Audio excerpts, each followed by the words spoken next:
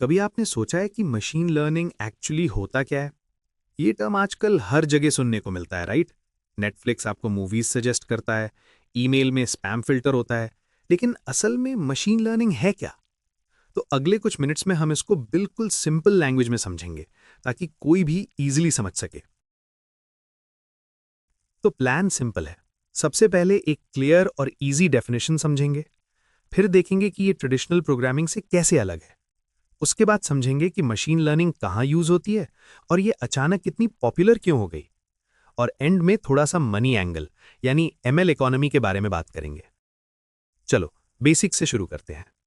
Cool चीजों में जाने से पहले हाउ और वाई, हमें पहले व्हाट बिल्कुल क्लियर करना होगा। तो सीधा क्वेश्चन, ये चीज क्या है जो ऑलरेडी हमारी लाइफ को शेप कर रही है? मूवीज जो हम देखते हैं, ईमेल्स जो हम रीड करते हैं। चलो एक सॉलिड डेफिनेशन बनाते हैं। टेक्स्ट बुक डेफिनेशन कुछ ऐसी होती है। मशीन लर्निंग एक फील्ड है जो कंप्यूटर्स को डेटा से सीखने की एबिलिटी देती है और बिना एक्सप्लिसिटली प्रोग्राम किए। ये दो लाइंस याद रखना बहुत इंपॉर्टेंट है। Learn with data without being explicitly programmed. अब इनका मतलब थोड़ा डिटेल में समझते हैं। अगर आप सिर्फ एक ही चीज याद रखना चाहते हो तो ये याद रखो, मशीन लर्निंग का कोर आइडिया ये है कि कंप्यूटर खुद डेटा से पैटर्न्स ढूंढता है, instead of programmer her step पे रूल लिखे। ये सोचने का तरीका पुरानी प्रोग्रामिंग से बिल्कुल अलग है।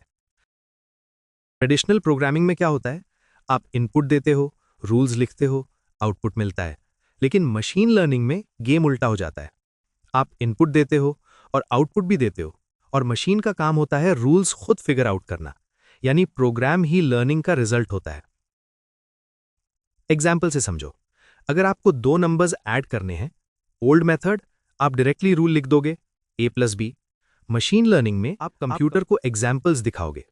2+3 = 5, 4+1 = 5, 10+10 = 20, और इन एग्जाम्पल से एल्गोरिदम खुद एडिशन का रूल सीख लेता है। अब सवाल यह है कि मशीन लर्निंग कब यूज करनी चाहिए। यह हर प्रॉब्लम के लिए सही टूल नहीं होता। सबसे पहला केस, जब रूल्स बार बार चेंज होते रहते हैं। Best example, email spam filter.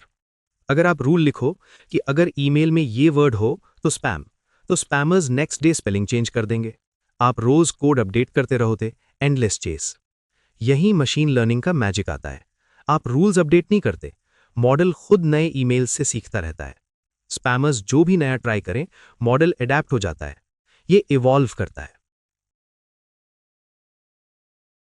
Second case, जब प्रॉब्लम इतनी कॉम्प्लेक्स हो कि ह्यूमन रूल्स लिख ही ना सके। इमेज रिकग्निशन का एग्जाम्पल लो।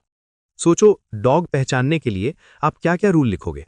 Breed, colour, size, angle, lighting, सब कुछ। ये मैन्युअली पॉसिबल ही नहीं है।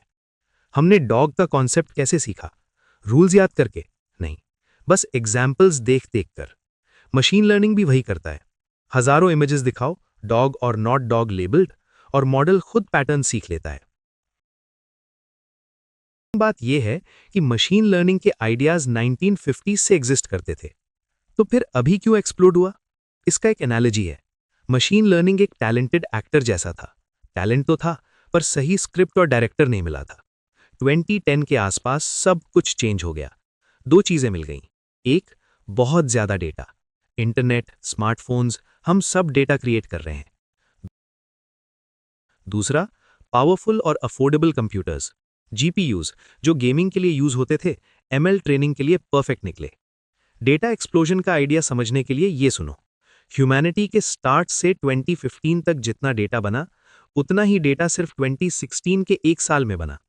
इसी वेव पे मशीन लर्निंग राइड कर रही है। और जब इतनी बड़ी टेक्नोलॉजी आती है तो एक नई इकोनॉमी भी बनती है।